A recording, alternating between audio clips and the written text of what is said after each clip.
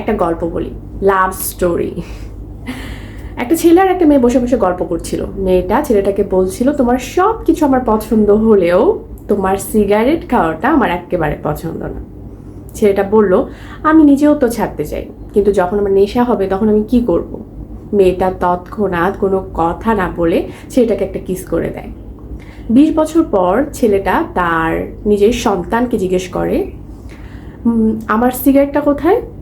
সন্তানটা বলে, মা বাগানে ঘুরে বেড়াচ্ছে। এখানে ছেলেটার অভ্যাসটা এত বড় খারাপ একটা অভ্যাস মেয়েটা ভালোবাসা দিয়ে পরিবর্তন করে ফেলে, স্নিগ্ধ একটা ভালোবাসা। আরেকটা গল্প বলি, এই গল্পটা কিন্তু সত্যি। আমার বাসায় গৃহকর্মী সীমা, সে লিফটে উঠতে ভয় পায় যদি কারেন্ট চলে যায়।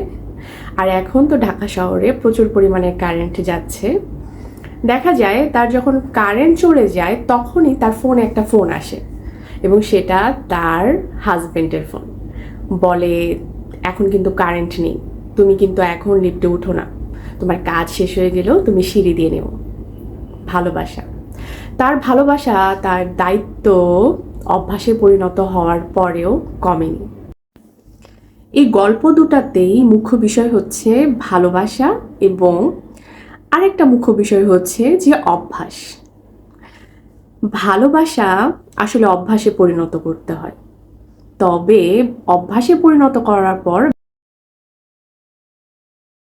ভালোবাসা কমতে দেওয়াটা ঠিক হবে না, তাহলে ভালোবাসাটাও কমে যাবে। ভালো থাকবেন সবাই।